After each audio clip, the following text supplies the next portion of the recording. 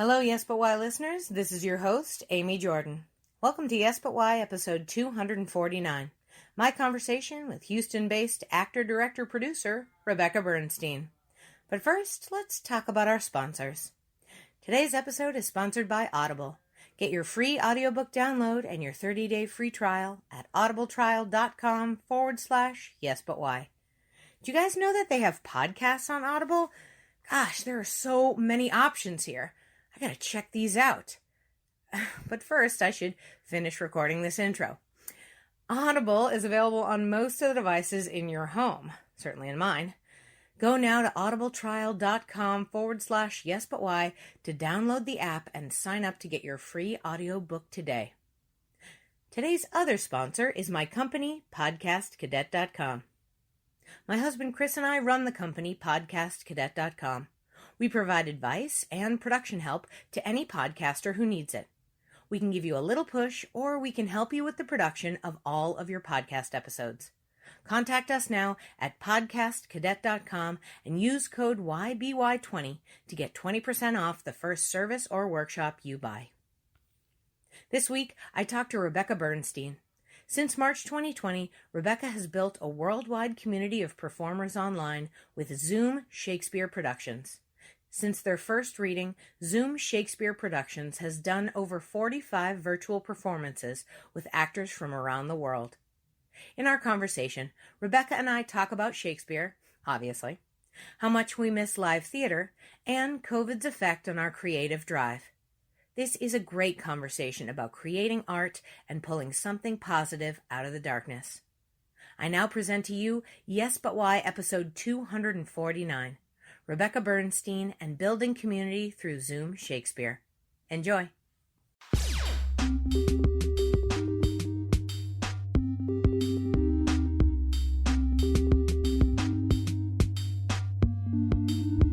I'm Amy Jordan, and this is Yes But Why podcast. Yeah.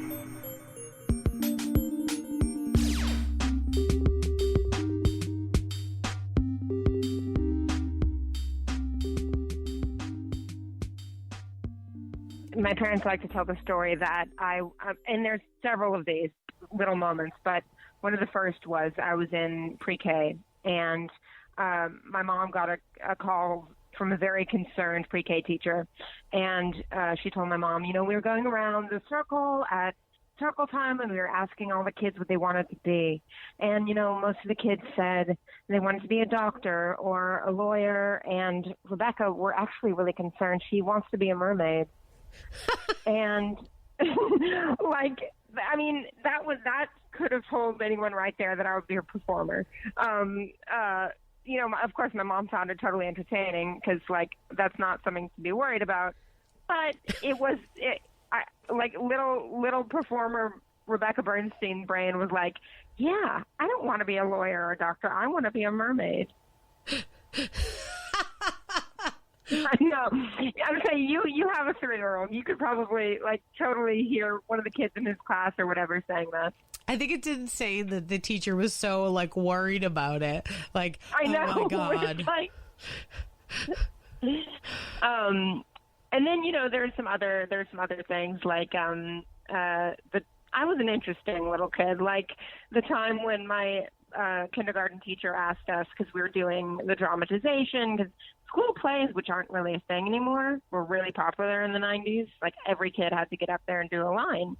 And we were doing Old Mother Hubbard, and the teacher asked, does anybody have a dog costume? I didn't, but for some reason, the 5-year-old me was like, I want to be the dog. So I raised my hand, and my parents proceeded to buy me a dog costume so that I could play the role of the dog. I can't wait. The best part is the conversation between the teachers. I can't wait to have those conversations where they're like, what do you mean? She said you had a dog costume. Well, we don't, but I guess we'll get one. And the fact that my parents, didn't say, Rebecca, you need to go back to school and say you don't have one, that you were lying. My parents were like, well, here we go. Guess we're going to get her a dog costume. Well, they were fine with the dog costume. I mean, once you had gotten over the early aspirations of being a mermaid, they're like, well, at least it's a dog. I mean, at least it's a land-based animal now. Let's work that actually exists. Yeah. Well, I mean, I'm open to mermaids. I haven't seen the whole ocean. There's a lot of it. True. Yeah, I don't know. And like every culture has their own idea of a mermaid. A half woman, half fish. It does make you wonder. Yeah. Maybe at some point. Oh, right, it was just a manatee that a horny guy thought was a woman. Oh well. Hey, good-looking manatees. Maybe. Yeah. Not a manatee. I'll say they're adorable. Yeah, who knows? Who knows? We just don't know. Let that imagination continue. Don't squelch it. You are all right. If you want to be a mermaid, you can do it, kids. Absolutely. Or a dog, even if you don't have a costume. So were the plays that you were doing in school just the everybody had to do them kind of situation? Yeah. Or everybody had to do them? Wow. I remember Harrod Elementary here in Houston, Texas. I don't think they do this at many elementary schools anymore, but I think that I remember being a thing in the 90s where you would do your school play and every class, maybe it'd be the 5th grade school play or the kindergarten school play, and every class would do a little presentation. I don't know if every kid had to speak, but at least a handful of kids in the class. Isn't that interesting? Did you have that stuff? No, I did not. This did not happen to me. But I didn't grow up in Houston. Houston's a big old place. True. I'm from a suburb of Boston. There were very few people. I did theater, but more as a after school hangout scenario than it really was a organized school thing. I mean, I remember being a brown crayon in kindergarten, but that's different. Well, there you go. That was your dog that was your dog costume. Well, yeah. Was the brown crayon. Sure. But I don't think other classes saw my kindergarten play. And it wasn't as big a deal. I didn't do theater again until high school. And I didn't go to the regular public high school. I went to the private school, the private all-girls school. So then we did theater at the boys' school to meet boys. So. Oh, okay. Yeah. So, yeah, I mean, it's interesting. I think those little early moments of kindergarten and stuff, getting that kind of, and then, hearing laughter and applause because of what you're doing on stage, for some kids, I think it's terrifying. And then for others, myself, was just kind of invigorating. And I was like, oh my God, that's because of what I'm doing? Wow, I like that feeling. I mean, I'm the youngest of 3. So the youngest tend to be the more dramatic ones. Sure. Well, you have to work harder to get attention. By the time a person has 3 kids, they're just yeah, he'll be fine. Yeah. Where's the baby? I don't know. It's all right. I find that a lot with my friends of multiple children. Or they'll get the one who's slightly older to say how the baby's doing. It's what's the baby doing? He's trying to walk, Mom. Oh, okay. Do you want to watch? She'll be fine. My sister apparently one time told my mom that she didn't want to tell her what I was doing anymore. Because Mom was like, okay, well, what's Becca doing? And my sister, who's 3 years older than me, was like, I don't want to tell you anymore. At 3, Wow. I know. That's some intense defiance and very, very smart, the older one. Oh, man. Okay, she's a lawyer now. So there you go. Yeah, well, very smart. So was your school always very theatrical? Did you do plays every single year all the way through?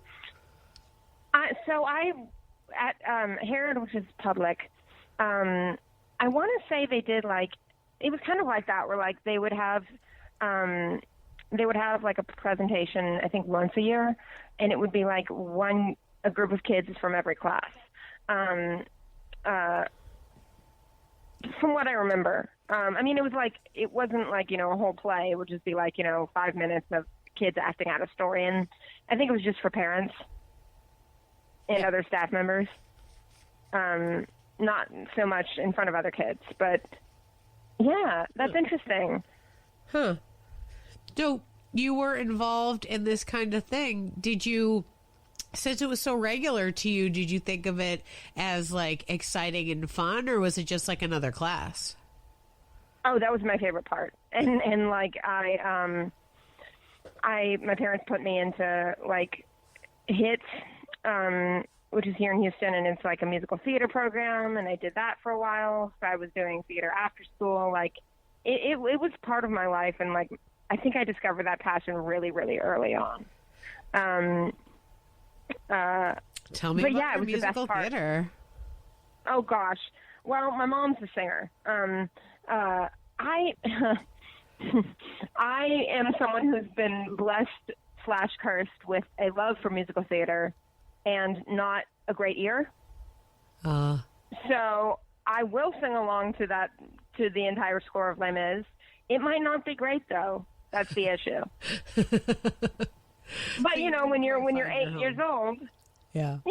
But when you're 8 years old, it's like, sure, put my kid in the musical, and that was really cool too. I think music was something that I'm better at it now than I was, but like there's some people who can do all three, sing, act, dance.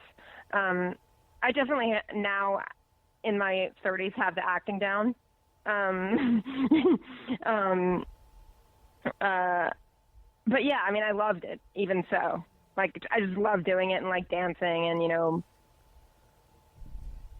being part of a big musical. And the budget there was really cool. Hey, that's nice. Yeah, absolutely. Like sometimes these kids' theaters get more money than like a community theater with people working really hard. Well, yeah, because you can show off cute little kids, and people are like, I'll give money to the kids. They give more money to those programs than they do to their public school system. Mm-hmm. I mean, it's an odd scenario, the way money gets parsed out. Sometimes it's not really for the people who need it. But that being said, a big budget on musical theater is always fun. And then it means also that you have really great teachers. Did you stick with that program for a while, or were you like, no, I really want to get into straight plays and acting? I think straight plays and acting seemed more like interesting to me. So I did a lot of Main Street Theater their kids program. They had a great kids program in the early 2000s, late 90s. And I did a lot of stuff with them. I was in like, I mean, talking about Shakespeare, I played Aegeus, the father, the evil father in Midsummer Night's Dream, when I was about 12. They do great work over there. Basically putting, I think they start at like 4 and then go up to like 18, and they put kids in, I think it's mostly straight plays, but they do like a rehearsal performance. I think it's 6 weeks maybe. It used to be at least. But yeah, that was my first exposure to doing Shakespeare. Middle school. I was like 12-ish. Of course, every girl wants to be Titania, the fairy, and they're like, here, Aegeus, Hermes' evil father. And you know what? Like, that was the beginning of me as a character actor. Hey, why not, right? Fill in the character you can play. You can play any role. Exactly. It doesn't matter what the gender or age, as long as you can find your way into developing a character, right? Exactly. So you got really involved. What was it called? Main Street Theater? That's really great that you were able to, get involved. And I love this idea that they've got kids as young as 4, going up and being on stage. I think the reason why they usually put kids in musical theater is because they think they're going to like more easily jive with music than, trying to act and understand this kind of stuff. But I think that some people just kind of have it in them. Like, I mentioned earlier that my kiddo and I watch a lot of Pixar movies. He literally quotes them, like, constantly. So, like, after we watch the movie, he acts out the whole movie in front of me multiple times.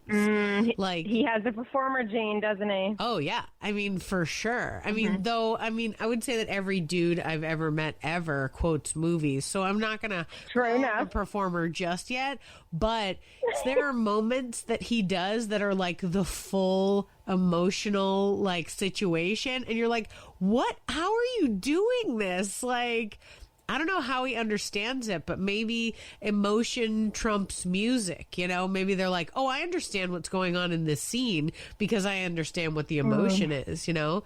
I don't know. What's his favorite? What's his favorite Pixar movie? Pixar movie, yeah. Ooh, that's a hard one. We usually go for, like, what's ever current. So we've been watching Soul a lot. But but I would say the movie that we've watched the most of all of them is probably Toy Story. He's a big Woody fan. Good. And also there's 4 of them, so it's easier. You can watch all of them and not feel like, oh my God, the same movie over and over, right? Yeah. But he's into those characters. That's probably his main character that he does all the time. He'll do Woody. I don't know what their recipe is, Pixar, but I don't know how they can dish it out again and again and make 4-year-olds cry and 40-year-olds cry. Like, no joke, I will go see a Pixar movie when it comes out, and I will probably be crying by the end. I don't know how they do that to reach tiny kids and grown-ups. Like, they hit that button, that nostalgia button, I guess, or the emotion button. I don't know how they do it. I just don't even understand how little kids process it. So, like, the idea that, you know, like, I liked performing, but I don't know that I knew that performing was performing. But you had been doing theater, like, on-stage theater since you were little. So you were, like, aware that, you know, shows were shows, that you were performing a role, that kind of thing. I mean, heck, Shakespeare at 12? Are you kidding me? I didn't understand the Shakespeare I did at 24. Never mind Shakespeare at 12. Like, how did you get into it? And, like, I don't know if you can remember where your mindset was at this point, but, like, did you totally understand what you were talking about? Did you, like, get into this, like, I'm performing a role, so I'm going to do this and that? Like, how did it feel for you, if you can remember? I think it was just an elevated playing pretend. You know, you can still see kids, and I mean, I'm sure you've seen this with your 3-year-old when he's pretending to be Superman or Woody or Buzz. They are it. Like, tiny kids, when they're on the playground, who I'm Spider-Man, they think like they are for that moment. It was so. I feel like for me, it was like this elevated, just playing pretend. Huh. In terms of Shakespeare, I think it was they had some script that was like slightly translated so that the kids would actually have some more of an understanding of what they were saying. Oh God, that's terrible. I mean, no, I know. Not that Shakespeare needs to be obtuse or whatever, but like the idea that someone read through it and was like, what he means to say is, you know. It's like, I don't know if you've ever read No Fear Shakespeare, which is the modern day translation. So it'll say, you know, like, forsooth, where art thou? And it'll be like, hey, where are you? And it's a side by side. Oh, yeah. Like the Cliff Notes, but for Shakespeare. Yeah. And it that gets really funny sometimes because like as you get into some of the like raunchy jokes, it'll say something like, you know, in parentheses, this is a very dirty joke that Shakespeare is making. Does it just say that? It doesn't tell you what the joke is? It will, but it's like a preface almost. Where it's like, just so you know what you're about to read. That's so funny. I legitimately would have leaned hard on the idea of like cultural timely idioms. Like, oh, you know, this is how they said like, hey, man, don't do that to me. But really it's like about like punching somebody in the butt, you know, and it's like, you know, you don't have to say, what's the gist? Like, what does it mean? You know? you know, like we all have phrases that we say that mean something different, and they're terrible things we should not say. But you're like, well, I didn't mean that. I meant this thing, you know. I meant this. I didn't mean bra. I meant bra. Yeah.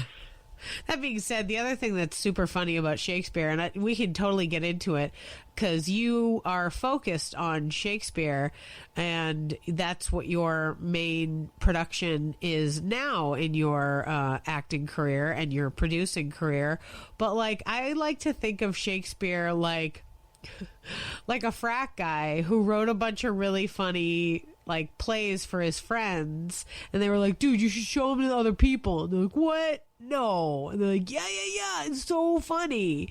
Just because it's like we heighten it now, but like you're right. Oh, yeah. If you read what it means, it's a very like two guys are in a fight and they're like, no, I'm better. No, I'm better. I'm going to stab you. Yeah, I am. Stab. He stabbed that guy. You shouldn't have stabbed him. I'm going to tell your dad. Oh, no. Like, what is this show about, right? It's like a reality show. And I always think, like, people are making them real highfalutin, but this is kind of like the everyman's stories. They're just in a language we don't speak because, well, we're not from there. Like, you know, what are your thoughts on how Shakespeare plays to the audience and what you get out of it? It's interesting. When I started Zoom Shakespeare at the end of, or at the beginning of quarantine, I was just kind of like, oh, it started, no joke, with like, I'm going to get some friends together and we're going to do Midsummer Night's Dream.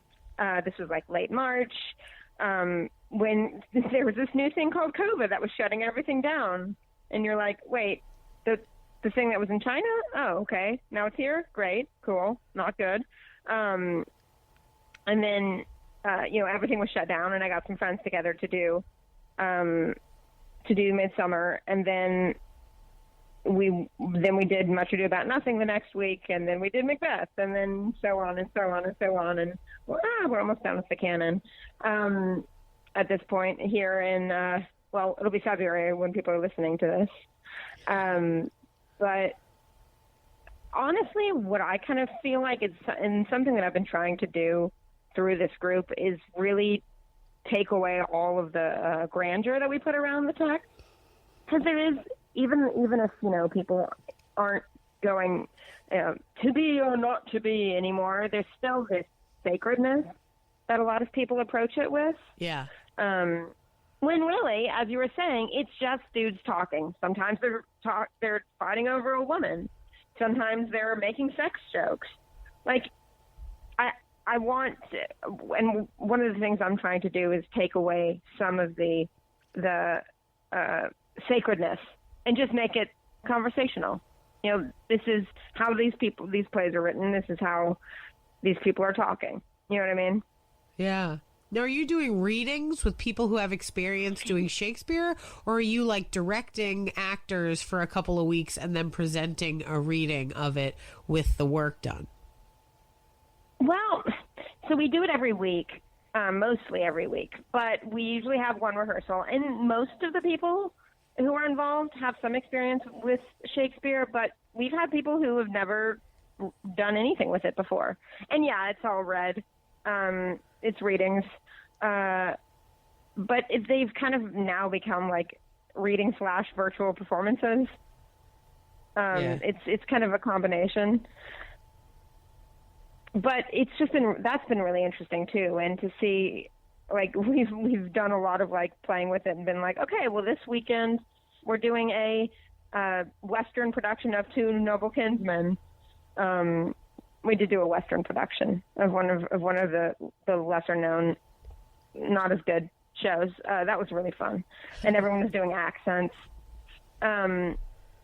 But that's been really cool during this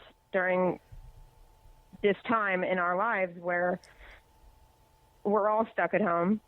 If you're smart, then you're not gathering in large groups, and it's been interesting to create all of this. And we've gotten people involved from across the world. Like, there's people from the UK and Russia and Canada who we've gotten in our shows now. people who, you know, we never would have connected with otherwise. Yeah, Zoom Theater has really brought together the international community. Like, I have met people from all over the world and just chatted with them. You know, the interesting thing about us all going through this all at the same time is that you can talk to somebody in Russia or India or Norway and be like, hey, man, COVID, am I right? And they're like, yep, stuck in my house with my wife. Like, you know, like it's...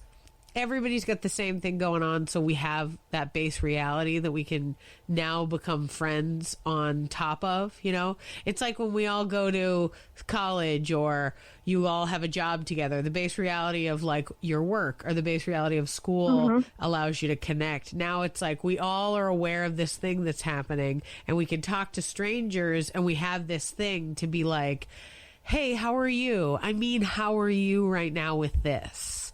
Like, it's not like, and we're able to connect with people.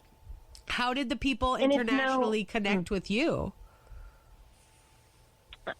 Friends of friends. It's interesting. I think there are about 8 Shakespeare groups that are doing similar things that I know of around the world. So there's like a couple people in the UK who are doing these Shakespeare readings every week. There's a couple people. There's a woman in Russia who does them every week. There's a guy in New York who's been doing kind of similar things. And so there's been this weird, like, it's the seedy underbelly of Shakespearean Zoom theater. It's not that seedy, I don't think. I mean, it's as seedy as Shakespeare already was. Which can be at moments. Yeah.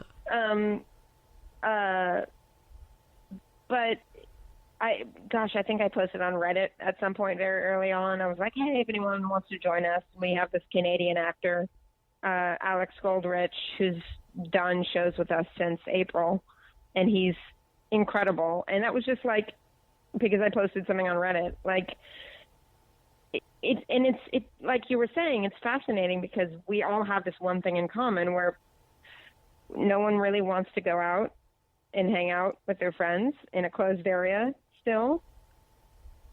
So we're all in our homes, and, you know, this goes for everything, like all the Zoom theater that I've seen. It's just amazing how people have gathered together, and even from a international point.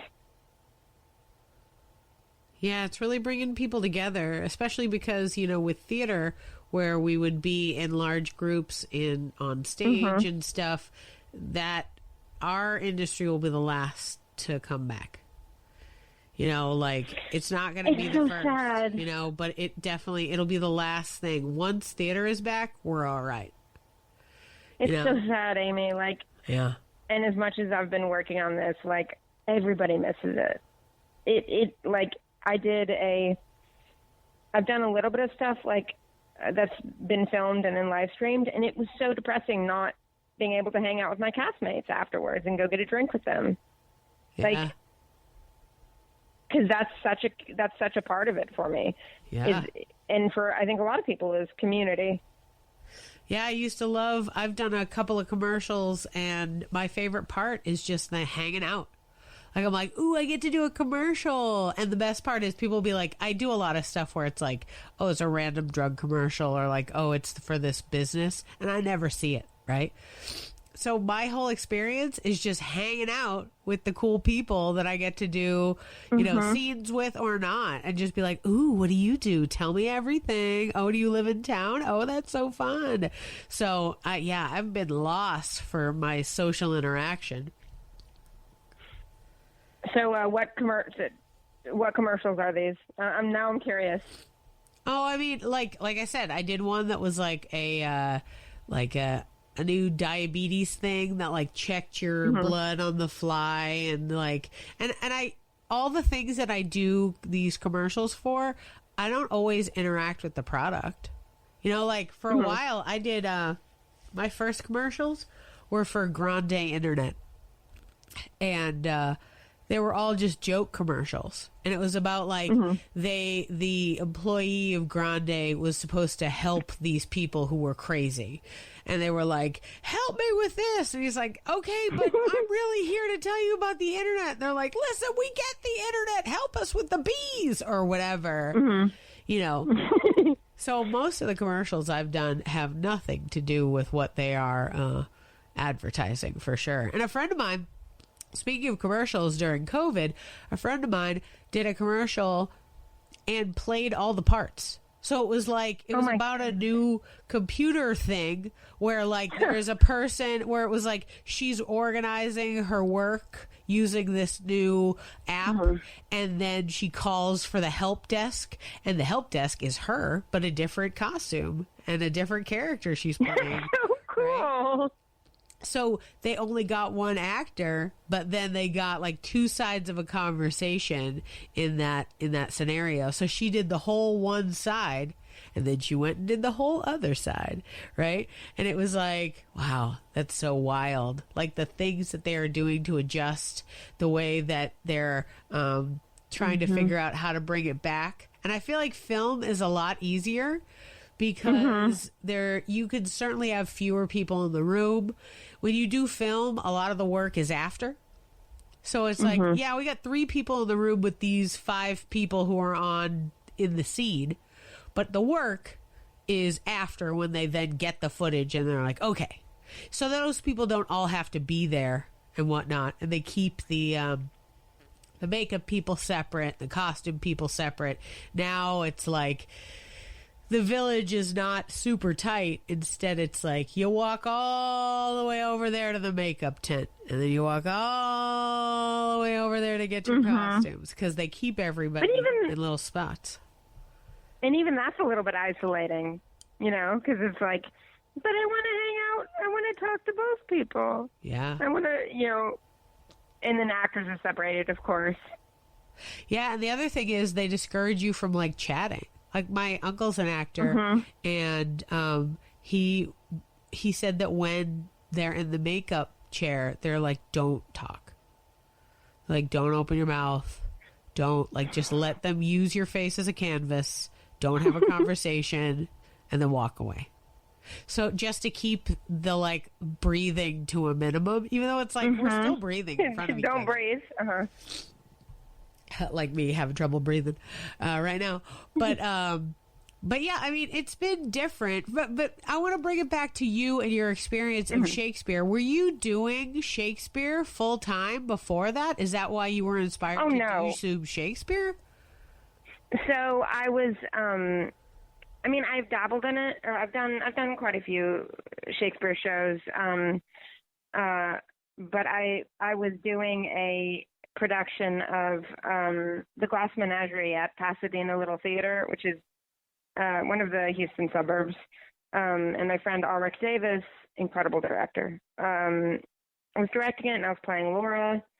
And we were in tech when the shutdown happened. So everything closed March 15th. Yeah. And we were going to open, or it was like maybe March 17th or so. We were going to open the 20th.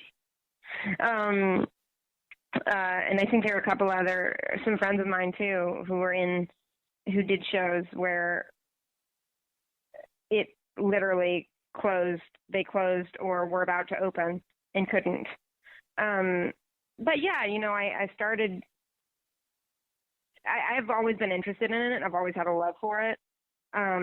But it's interesting, like I'm not classically trained in it. It's just something that I love. And it's been interesting to also like then connect with people who are classically trained, where I'm like, oh, okay, so that's how you speak that speech. Are you just loosely organizing it and getting people together to do it, or are you directing it and like leading people through, like you mentioned, the No Fear Shakespeare? Are you like leading people through the script to be like, this is what you're saying, this is what you mean in this moment? More so now than in the beginning. In the beginning, it was a lot of just, okay, here's our cast, you guys, and then we're gonna make it, you know, postmodern. or apocalyptic, and then people showed up and did it. Now that that we're so far into that it's not new anymore. Like at the beginning, I was like, a virtual theater. What even is that? Like, imagine if somebody had mentioned virtual theater to you last year, you would have, or last year, 2019, you would have been like, what is that? I know. I hated using Zoom previous to it becoming ubiquitous in my life. I refused it. It was a big podcasting thing. I was actually at a podcasting conference when the trouble really started, and I was afraid I was going to be stuck in Florida. Oh, and that was hit badly. Yeah. Right? Yeah, I mean, well, it kind of all was, but yeah, I mean, like, I was worried for a while, and podcasting was, had gone to a huge conference with hundreds of people. Oh, God. You know what I mean? I had just come from it. My husband works in conferences, right? We spend all this time with like big crowds of people, and he uses, my husband does conventions, they use Zoom, in their meetings and whatnot previous, but I was still a holdout in the podcasting community. People were like, Zoom is good, you should use it. I'm like, I don't know. It's not really my cup of tea. Now it's like, gosh. It's barely a company, right? I mean, I don't even know. They call 2019 self and tell them to buy stock in Zoom. I legitimately thought about it in March. I was like, should I buy stock? And I should have. But just because it was like, how did we all just decide across the earth to use this one thing? And I mean, God bless them. Kudos to the Zoom people for not only maintaining, because when the earth uses your app, that's some server effort. Like the fact that we were all even able to do it is insane, right? So they had to have been rushing around, plugging in servers and trying to get everything going. Do we have the bandwidth for everyone to use this? I don't know, and this app that they've done it. I don't think. And it's amazing. I had never even heard of it until everything shut down. But it's actually a perfect medium. The way that you can kind of play with it, and the backgrounds, and people turning their screens on and off to enter or exit a scene. It's kind of perfect. Yeah, I do love it. I mean, it is fun to see things happen. I've watched a few things. You and I were part of that Magical Lying Hour show, which was a fun one to be part of. And then I've done a few readings with my, I teach private writing classes. And so when they get a script that's fully done, I give them a reading. I get actors together and do a reading for them. And that has been really great to have something that I can give, a performance that I can give, sort of like a recital for my writing students during this time. And picking up teaching private writing tutorials has been my COVID thing. I was not doing it beforehand, but now I'm like, hey, great. What can I do for you? And now that I've taught a few people, I have a hang on what to do, how to get people to do their work and how to get people involved and stuff like that. So I don't know. It's really interesting to use Zoom for creating theater, and it is an interesting way to communicate to the audience, right? It's like we're all figuring it out, even the doing the theater. When you see somebody on a stage, they're far away from you. They're higher than you, right? But when you're looking at Zoom, it's democratized. We are all together in our own little box. And it's interesting because the way that the medium is kind of, and I'm sure you felt this doing readings too, where it's like this hybrid between stage and film as a medium, because if you're sitting down, it's literally your face and your neck and maybe chest. It's so close. So there's so many like more intricacies, and it's been interesting to see how people have adjusted to that as well. Yeah, everyone's had to become a tiny film actor. Yes. Because, in the beginning when we were all new to this, everyone will be really big. And then you see the progression of people like scaling it down and becoming more intimate in moments. You don't have to project because the mic's literally right there. Yeah, you do Fascinating. not. In fact, you shouldn't project. Because then Zoom, like the sound, it's not a perfect medium at the same time. So if you start yelling, the sound will glitch out. Yeah. Have you noticed that? Yeah, it's like it's always trying to fix, and you've got like 17 different people plugged into Zoom with like different fixes clicked in their settings. So it's like trying to adjust with everybody. It's hard though because like you'd think yelling would be important, both in theater and meetings. If you're a boss and you're like talking to your whole group and you're like, listen, what is going on with this? God. I don't know. Amy, and then there's the other issue, which is people muting themselves. The number of times when it's people's line, because, I tell everybody, okay, mute yourself and turn your camera off when it's not your turn. And then they keep themselves muted. So it's like, then they come on with this amazing, this grand entrance and then open their mouths and I have to click the ask to unmute, like, or people not muting themselves and going to the bathroom and having conversations with their spouses in the background. I can't wait to get back on stage. We're all just trying to act with our children very close to us, and it's difficult. Yes, right? I wasn't trying to do this. Oh, man. So now that you've done Shakespeare for a while, is it like the thing you're into now? Like, are you going to really dig into doing more Shakespeare even when you can go on stage? I have felt like there have been so many amazing casts that we've done in this group, including former interviewee, Stephen Saltzman's Edward II, which is Marlowe. But he's an incredible. He sells himself short. He's an incredible, serious actor as well as being a hilarious improviser. Aaron too. Aaron and Stephen were my Rosencrantz and Guildenstern when we did Hamlet, and they were. It was 80s, so they were playing it like Beavis and Butthead kind of. It was perfect. But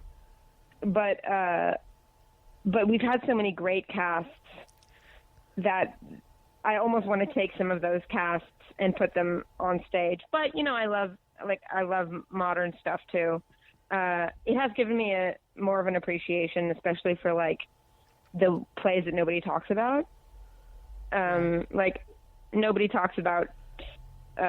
We're about to do Love's Labor's Lost on next weekend, and nobody talks about that play. Or we had a great time doing Pericles, which is like a fable, and it's also gotten, I think, helped me, and I hope other people too, be more comfortable with the text, because there is a daunting nature to it. No matter how much experience you have in it, it's still kind of like, oh God, Shakespeare. There's a reason so many people don't like doing it, because they're like, ugh, Shakespeare. Yeah, man. And you don't want to feel like you don't know what you're saying. So that's why I was asking about, are you helping people understand, or are you suggesting that people have the no fear Shakespeare with them so that they know what they're saying? Yeah. I always suggest that. I use it too. Because it's sometimes you'll see a passage and it's I no idea, or what's even better is, I think I know what that means. Yeah, I know what that means. And then you look it up and you're like, oh, I completely got that wrong. Yeah, totally. And it's terrible if you get it totally wrong, right? Oh yeah. What about Titus Andronicus? Have you guys done that one? That's my fave. Oh, that's fun. So much fake blood. So much Like, terrible. that's terrible another things. thing is that people can sit there in their home offices and mix Jello and Jello powder and barbecue sauce and like rub it on their face and then go wash it off. Like, yes, I love that play. Is insane. Yeah.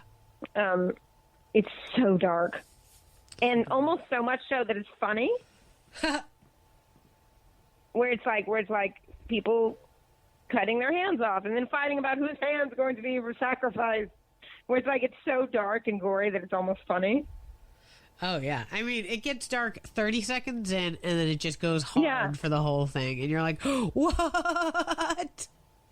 Mm-hmm. Oh, man, so fun. I'm a big fan of the Anthony Hopkins movie. Oh, yes. That was Julie Taymor, I think. Yeah. I loved that. Beautiful. Really gorgeous.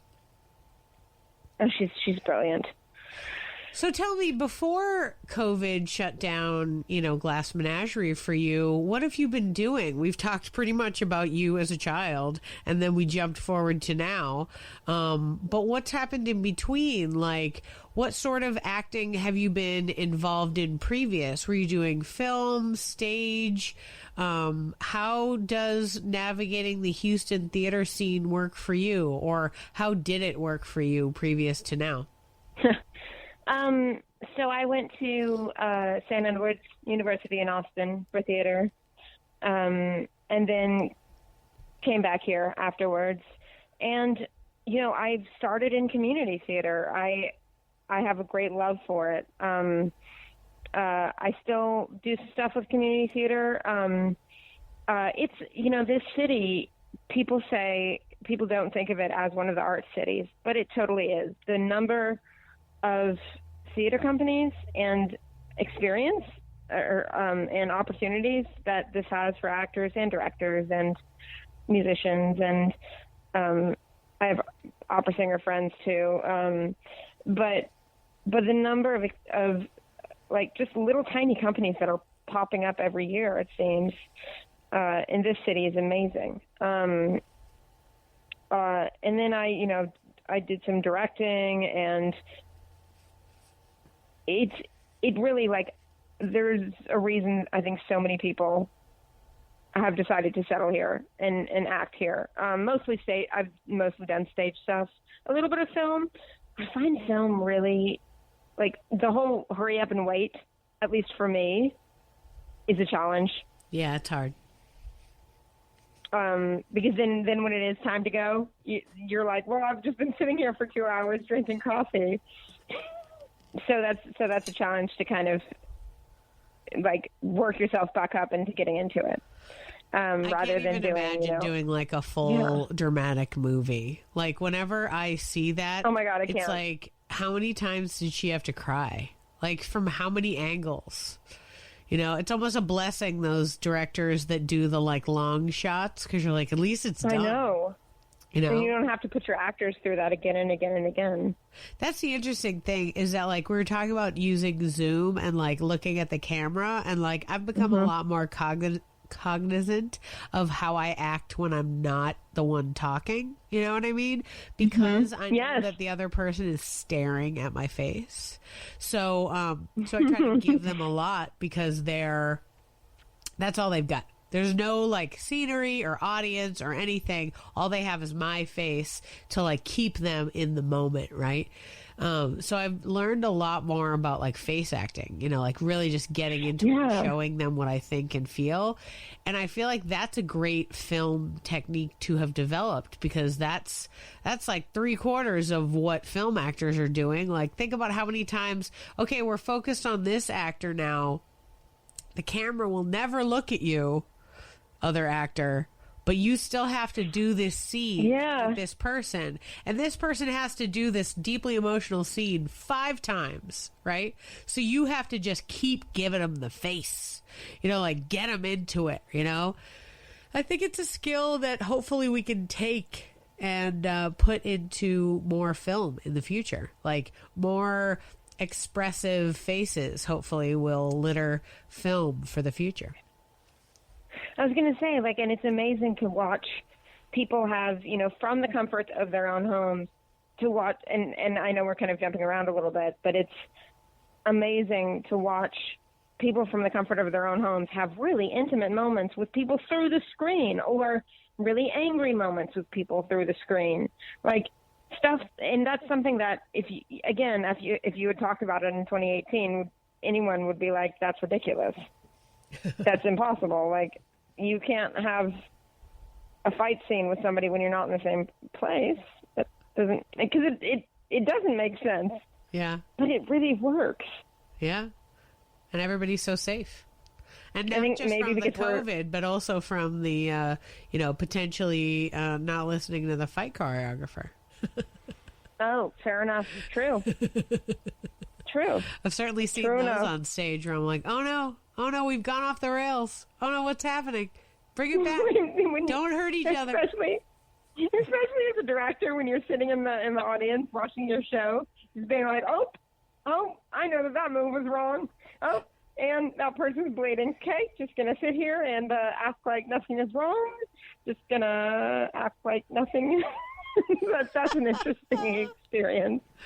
Oh my God, that's so funny. Do you think you'll continue doing this Zoom Shakespeare long after the stage comes back? Or are you going to do I don't know. Shakespeare?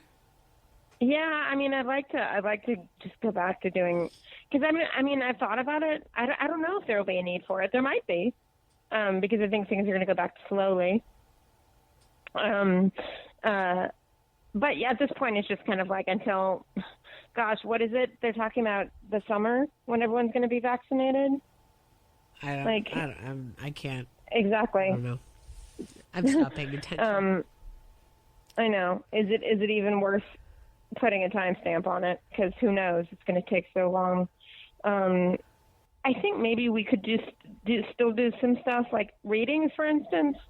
Like, I don't know about you, but when I go to see a group of reading or a bunch of readings, it can be really taxing sitting and watching people in blacks read a play with their scripts. And I think maybe that would be easier to do online. I mean, I have every intention of continuing to use it for my online classes. Even if I start doing private instruction in person, I think doing the Zoom reading is really great for multiple reasons. One, I can get actors from all around the world. That's the thing that I really... Yeah. I mean, like, I'm sure you working with the people from Russia and the UK has, like, spoiled you. And now you're like, well, I want everyone from everywhere.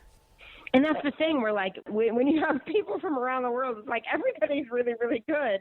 Literally, Lord number one, First Lord, and Second Citizen are incredible because you have that opportunity to cast really, really, really good people because you have this huge choice, this huge pool of actors to choose from. Plus, it's like, you know, sometimes you can find somebody who has, like, from my point of view, when I teach people that are trying to write, if they're trying to get a certain character that's from a certain place, or they're trying to, this is set in this kind of thing, I try to find somebody who knows about that thing that they're trying to create the world of, so I can be like, hey, what's that like?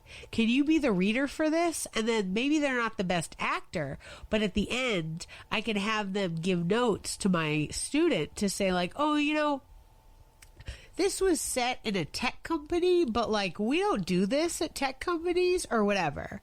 You know what I mean? Like, I think about, there's so many different shows that are like super niche, super like it's this group, you know. The Office is, you know, nobody in a paper company in the world is like, that's not how we do it. But like, you know, ER, for instance, you're in a hospital, they're going to have a lot of stuff that's like, okay, make sure it looks like this because some nurse is watching this and is going to be like, hey, no, you got to do this, right? And why not? Stick to it. Make it real, you know? So it's good to have the freedom to hire different actors, to find actors from different places. And then the other thing about doing a Zoom reading, from my point of view, for teaching, is that, like, so I did the reading with my most recent student, and then I thanked everybody for I asked everyone for their thoughts. They gave us their thoughts. And then I said, thank you so much. You can leave the meeting now. And then they left the meeting, and I was able to postmortem with my student right away. You know what I mean? So that it's not like, you know how like when you do a reading and they're like, the actors are in the room, you can't be like, don't worry, Tina. It's not your writing that made it bad. It was Ron. He's not. Yes. Like you can't say that. You know, and also no offense to like the actors either, because like they're literally there for 1 second. They like swing in just to help, and then they're gone, right? So it's like you and I have been working on this script for 6 weeks. We know what this guy's about. If there was a director and actors, of course they would act it with its full emotion. But this guy just read it once. Like, it's still, I mean, now I use Zoom for some podcasting. Not right now, we're on the phone, but like, sometimes I use it. It's a little glitchy, but you know. 2020 was a weird year. Yeah. But I like that it inspired you to do this Shakespeare thing. I mean, like, that's pretty awesome. Zoom Shakespeare is a great series that, you know, you were able to put together to give yourself and other people sort of a home during what was really a rough time. Are you at all interested in like running your own theater, or are you just going to be an actor and maybe director when the world returns? I'd love to just take some of what has been done with Zoom Shakespeare and bring it onto the stage. It's just a technicality aspect. We're like I don't know how to run. Like, I know how to do it virtually. I've kind of taught myself a lot about doing it virtually, but I don't know. Like, I would need to get a good, like, business-minded person, you know, to do it. Yeah. Because, like, how do you, like, what organization what group do you go through to sell tickets? How do you get a liquor license? How do you, like, what are the fire code standards? How about a space? There's so much more and so many aspects of things, you know? Yeah. Yeah, physical space is definitely a lot, for sure. Now, if you were to give advice to, you know, an actor or, you know, a would-be producer on how to put together their own show or, you know, get it going, you've clearly got an energy behind you, but what would you suggest to somebody who wants to do something similar? I mean, honestly, we are kind of blessed and cursed with right now where there's no or very little actual theater happening. With, you know, like you have a medium like Zoom or Google Hangouts or I think, Google Groups or something like FaceTime even you could probably do stuff through where you can get a group of friends together and film it, put it on YouTube, or just do it for yourselves. Because right now we're in a time where, like, that literally costs nothing to do. Yeah, isn't that crazy? Yeah. And again, this COVID thing has brought so much crap to the world, and in some ways has made so many people, not just myself, but made so many people, like, work around these current problems and find solutions. Yeah. Well, kudos to you for, you know, having the strength to put something together. I mean, I know it took me months before I could, like, lift my head up to do anything. So, you know, good on you for getting people together. I'm sure there were people that were like, oh, if only I had someone to hang out with. And you were like, hey, you want to do this Shakespeare thing? And they were like, yay! Well, hey, thank you so much for being on the podcast. It's been really great to chat with you. And, you know, thanks so much for doing Zoom Shakespeare and sharing it with the world. It's like such a service to people. And, you know, I just think it's a really great experience for everyone to, you know, check out something. I also really love this idea that you, like, weren't an expert in Shakespeare or like, yeah, nope. Let's do it. Like, that's so amazing. Like, take the leap, do something new. So fun. So thank you, Rebecca, so much for being on the podcast. Thank you so much, Amy. It was really fun. Thank you. Yay!